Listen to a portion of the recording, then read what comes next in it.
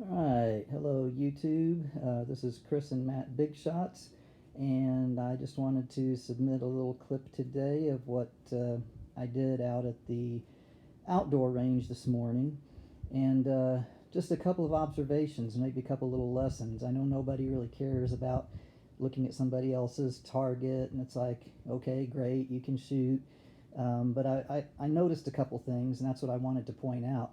What I was working on today is I took my A1 clone out, and as you can see, I've attached a scope onto the top of the carry handle, and I took that to the 25-yard indoor range and zeroed it as good as I could. I did the calculations and the height above bore and all that kind of stuff, and I zeroed it for what was supposed to be 50 yards.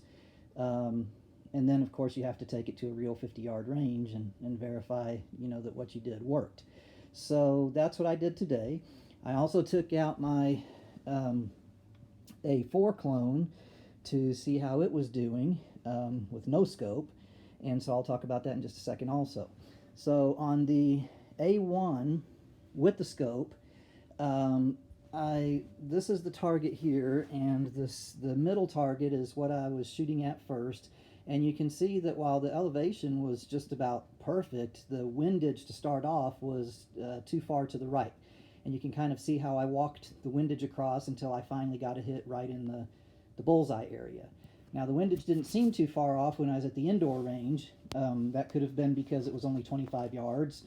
Or I'm also thinking that if you're going to run a carry handle scope like this, I think you may have some zeroing issues every time you remove the scope and put it back on, especially with windage, because there's a little bit of play in there. There's only one screw holding that whole, base onto the carry handle, so I don't know if you can really count on it holding zero too well. There's some things you can do. Maybe I put a little bit of electrical tape on the bottom of the base there to try to fill in the gap. But I think you may always have to kind of check up on your zero if you're trying to run a scope like that. It's not the ideal situation. So anyway, I got it over to the middle there. And then the subsequent shots, not perfect, but on the smaller diamonds there, I'm at least in the area. Probably not great shooting for considering I was using a scope. But it's basically zeroed for 50 yards now. And again, it's not going to be a 5200 like most ARs, since the height is about 3 or 3.5 inches above the bore. It's more like a 5300 zero right now. Maybe I'll get to check that, test that out someday. This target up here in the upper left, don't worry about that. That's something different. Get back to that in a second. So then I went and decided to use really what's probably my favorite AR that I have that I built. It's a A4 clone, but really all it is a Delton upper 20-inch 1 in 9 twist, Anderson lower, removable carry handle, kind of a mil-spec A2 A4 stock, and a mil-serp A2 A4 hand guard, which you can really tell the difference in between those and the aftermarket stuff. And so my first 3 shots with that were right there, and that's 50 yards, and that's just iron sights only. This happens to be the gun, if you saw my other video, that I was shooting at 400 yards out in Odessa with the iron sights, and roughly ending up shooting I guess about 1 MOA if you think about it, because it was about a 4-inch group at 400 yards. So this is a really nice gun. And those were my first 3 shots today. Then I think I shot some more with it right there, and they spread out a little bit more. And I noticed that the majority of my shots were going a little bit to the right, and even out in Odessa they were just a shade to the right. So I decided to put another click of left windage in it, and I actually got this with my last group. That's 4 shots right there, and I'm not going to do any better than that at 50 yards with the iron sight, so I'm satisfied with that.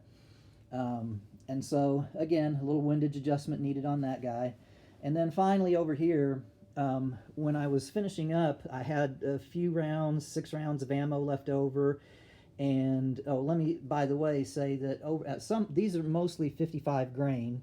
And at some point I changed over to 68 grain hollow points because I ran out of 55, and I'm pretty sure this group right here is the 68 grain.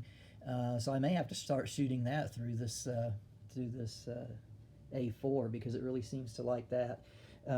So anyway, I got over here and I wanted to shoot the A1 one more time, and so I had this target here, and notice that it just going all over the place there. As a matter of fact, I could see it through the scope going low and to the right.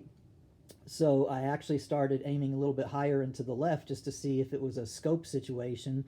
And, you know, the rounds moved a little bit up. And then all of a sudden it dawned on me that I'm running 68 grain, rounds through a 1 in 12 twist A1.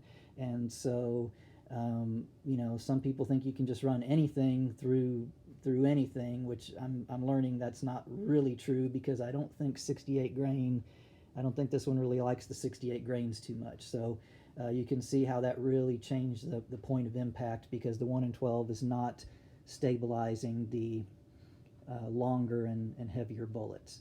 So just a couple of observations I made today while checking out these rifles.